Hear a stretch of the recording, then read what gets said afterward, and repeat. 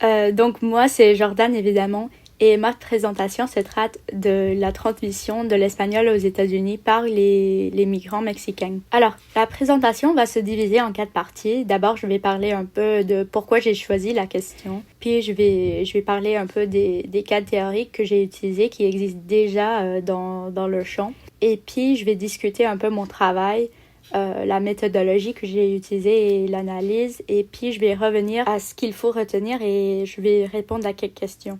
Donc, d'abord, l'intérêt. Pourquoi est-ce que cette analyse, je l'ai faite? Donc, pour moi, c'était d'abord une enquête personnelle. Dans cette photo, vous pouvez voir les 3 générations de ma famille issues de l'immigration mexicaine. Donc, il y a ma grand-mère, ses 2 enfants, mon oncle et ma mère, et puis ses 2 petits-enfants, moi et mon frère. Et en regardant ma famille, il était très facile de constater un motif linguistique par rapport au genre. Ma mère et moi, nous parlons couramment l'espagnol. Mon oncle, pour sa part, peut communiquer avec beaucoup de confiance, mais il ne peut pas conjuguer les verbes ou faire l'accord. Et mon frère pourrait le plus facilement être catégorisé comme un bilingue réceptif, c'est-à-dire qu'il comprend, mais qu'il ne va pas parler l'espagnol. De plus, mon grand-père vient de l'Allemagne, il n'y a personne dans la photo qui parle allemand. J'ai aussi vu ce même motif avec mes amis latinos et mexicains. J'ai choisi les États-Unis à cause de l'importance de l'espagnol aux États-Unis. Ils partagent une frontière, il y a tellement d'immigration provenant du Mexique. Mais aussi, l'espagnol, c'est la langue la plus parlée au foyer à part l'anglais. Alors, entrons un peu dans le champ d'études et le cadre théorique. Pour commencer, je voulais partager cette citation d'Ack. Unless it has been pre-planned by both parents that they will not use their own first languages, the automatic choice of parents is to communicate in their own ancestral languages. Alors, je trouve que cette citation est une bonne introduction au rôle de la famille dans la transmission linguistique parce qu'elle parle directement des politiques linguistiques et du fait qu'il faut vraiment être conscient de la politique linguistique, c'est-à-dire qui va parler quelle langue quand dans une famille pour qu'elle fonctionne et pour que la langue soit maintenue. Et puis en dehors de juste le fait de choisir de parler la langue, la famille donne aussi un espace linguistique, c'est-à-dire on peut pas parler l'espagnol avec tout le monde. Il faut avoir des hispanophones. Et alors la famille, ça sert d'un espace où on peut recevoir des transmissions linguistiques, où on peut s'entraîner. Et aussi, c'est quelque part en dehors de la norme monolinguiste qui est enforcée à l'école. Alors, avant de commencer cette enquête sur le bilinguisme, je voulais juste prendre un petit moment pour nuancer qu'est-ce que c'est le bilinguisme. En fait, c'est vraiment difficile de dire en gros qu'est-ce que c'est le bilinguisme. Parce qu'on peut parler de la compréhension d'une langue. Est-ce qu'on a un vocabulaire spécifique? Est-ce qu'on peut le réécrire?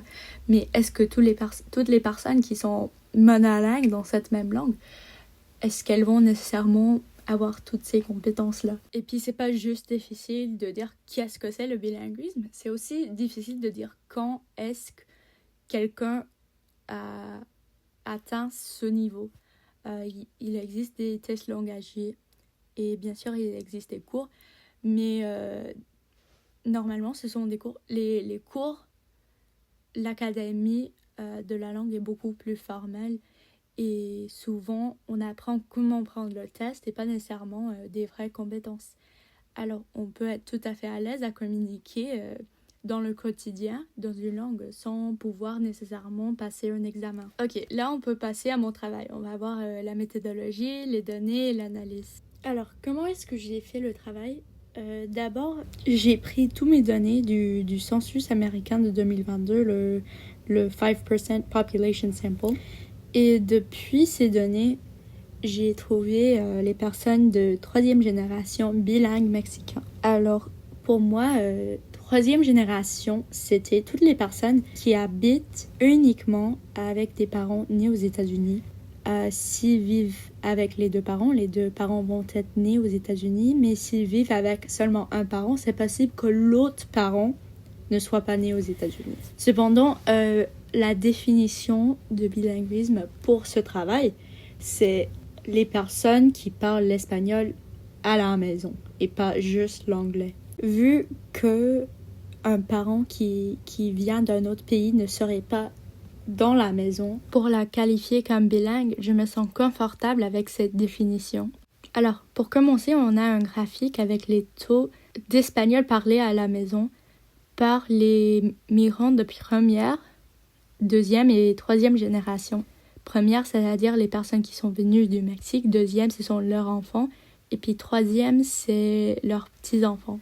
On peut vraiment voir ici Ska qui disait que la langue qui va être le plus souvent transmise, la langue qui va être la plus souvent transmise, c'est la langue dominante des parents. On peut aussi voir que même si c'est en train de se baisser un tout petit peu, les taux d'espagnol parlé par génération sont assez stables et que la troisième génération est plus stable que la deuxième génération en termes d'espagnol. Donc, la troisième génération issue de la migration mexicaine, il y en a 27% qui sont encore bilingues. Peu ce que ça vous semble peu, mais en fait, comparé à des autres groupes, par exemple les Asiatiques qui retiennent seulement 10% parlent une langue d'héritage après la troisième génération et 6% dans le pays entier, les Mexicains s'en sortent plutôt bien et sont assez près de la moyenne latino. Alors au début, moi ce que je voulais savoir c'est est-ce que les filles sont plus susceptibles à devenir bilingues que les garçons? En gros, oui, mais pas beaucoup. Systématiquement, il y a une petite différence. La différence est assez systématique, mais pas grande. On peut voir que la moyenne, c'est que 2,2% des filles apprennent plus que les garçons. Celui-ci, je l'aime bien. Ici, on a les bilingues de troisième génération. Ils sont divisés entre ceux qui vivent avec leurs deux parents, seulement leur père et seulement leur mère. Et on peut aussi voir si les parents sont employés, oui ou non. Déjà, la première chose qu'on peut voir, c'est que les parents qui vivent seuls, c'est-à-dire sans un autre parent, enseignent beaucoup plus souvent l'espagnol à leurs enfants que les parents qui vivent en couple. Une deuxième chose qu'on va voir, c'est que les mères enseignent plus souvent la langue que les pères. Alors déjà, on peut voir ça avec les mères qui vivent seules comparé aux pères qui vivent seuls. Mais aussi, on peut voir que si les parents sont en couple, l'enfant est beaucoup plus susceptible d'apprendre l'espagnol si c'est la mère qui reste à la maison que si c'est le père. En fait, on dirait que la plupart du temps, le plus de temps un père est avec son enfant, le moins l'enfant va apprendre l'espagnol. Si on regarde les parents qui vivent en couple, le taux de bilinguisme vont vraiment avec le taux de temps avec le père. Si le père travaille et que la mère est à la maison, l'enfant est le plus probable à parler espagnol. Puis, c'est si les deux parents travaillent, puis si aucun parent travaille, et puis si la mère travaille. En général, le fait que les taux de bilinguisme soient plus bas avec deux parents dans la maison, ça correspond avec les politiques linguistiques de HAC. Parce que deux parents doivent se mettre d'accord sur une politique linguistique et la renforcer plutôt que juste un parent. Par contre, quelque chose de surprenant peut-être, c'est que les pères vont quand même enseigner l'espagnol à leurs enfants plus fréquemment quand ils sont seuls que quand ils sont en couple. Et si le père travaille, l'enfant est plus susceptible de devenir bilingue que s'il ne travaille pas. Inversement, si la mère ne travaille pas, l'enfant est plus susceptible de devenir bilingue que si elle travaille. Cela suggère que l'enseignement de l'espagnol ou des langues est une tâche féminisée et dévaluée par les hommes. Donc, elle va être faite, si nécessaire, si un père vit seul, mais pas si il est en couple. De la même manière que beaucoup de tâches ménagères sont déléguées aux femmes parce qu'elles sont vues comme féminines. Mais attendez, et si c'était juste les grands-parents qui influençaient tout ça? Ben oui, les grands-parents sont effectivement une grande influence dans la retention et transmission de la langue. Ça va augmenter 12% à peu près presque si un grand-parent vit dans la maison. Par contre, on peut voir que les mêmes motifs sont présents que les grands-parents soient là ou non.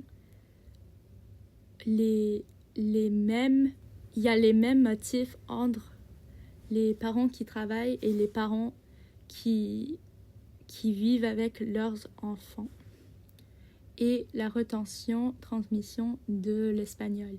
Et pourquoi est-ce que les grands-parents ça aide? On peut revenir sur ce qu'a dit Hack, que les personnes sont plus accoutumées, vont automatiquement parler dans leur langue dominante maternelle. Et pour les grands-parents, ça va être l'espagnol, même si ça sera d'habitude l'anglais pour leurs enfants. Donc, la présence des grands-parents va inverser le défaut des politiques linguistiques, ou au moins va l'influencer. Alors, à retenir, la transmission de l'espagnol à la 3e génération est assez stable. Le genre est un facteur, mais n'est pas tellement un facteur pour les apprenants, autant que pour les enseignants, c'est-à-dire les parents. Par contre, un plus grand facteur, c'est qui est à la maison avec le plus de personnes qui ont l'anglais comme langue dominante. Le plus difficile, ça va être pour se mettre d'accord. Le moins automatique, ça va être pour avoir une politique linguistique et le plus de travail ça va prendre. Maintenant, je vais juste répondre à quelques questions qu'on m'a posées. Qu'est-ce que tu penses étaient les plus importants facteurs dans ton apprentissage de l'espagnol? Je pense que chez moi, il y avait une politique linguistique très claire dès le début. Mes parents se sont mis d'accord sur une politique linguistique avant que mon frère et moi nous étions nés. Et en gros, c'était qu'on n'avait pas le droit de regarder la télé en anglais. Il y avait ça, et puis il y avait aussi les visites au Mexique quand j'étais petite. Mais je pense que c'est vraiment cette idée de politique linguistique qui a aidé, parce qu'il y avait une structure à la langue. Pourquoi penses-tu que ton frère parle pas autant espagnol? Je pense qu'avec ce qu'on a vu dans ma présentation, on pourrait parler de plusieurs facteurs. Déjà, il est un garçon, donc c'est très minime, mais déjà, il y a ce petit truc-là. Deuxièmement, on peut revenir sur la politique linguistique. Je pense vraiment que moi, j'ai plus bénéficié de ça que lui, parce que quand lui, il avait 8 ans, moi, j'avais 10 ans, on est allé en France, et puis quand on est revenu, mes parents sentaient vraiment comme si leur job de nous enseigner les langues, c'était fini. On avait bien appris, on avait fait une année abroad, et bien sûr, mon frère, il parle plus français non plus, parce que mes parents ont un peu abandonné la politique linguistique, pensant que leur job était fait. On pourrait aussi parler un tout petit peu du fait que mon frère a passé beaucoup plus de temps avec mon père que moi j'ai passé avec mon père, et moins de temps avec ma mère. C'était juste comme ça. Mon frère avait allé avec mon père au sport, à la natte, tout ça. Et puis je pense qu'on voit vraiment à quel point que, en fait, c'est un facteur, on dirait, bizarrement. Et je dirais aussi que moi, j'ai passé plus de temps avec ma grand-mère. J'ai vécu au Mexique 1 mois avec elle. J'ai passé plus de temps avec elle en général que mon frère. Donc, oui. Alors, merci d'avoir regardé ma présentation. J'espère que vous l'avez aimé, que vous avez appris quelque chose et passez des belles vacances de Noël. Quítate ese miedo, you'll be alright.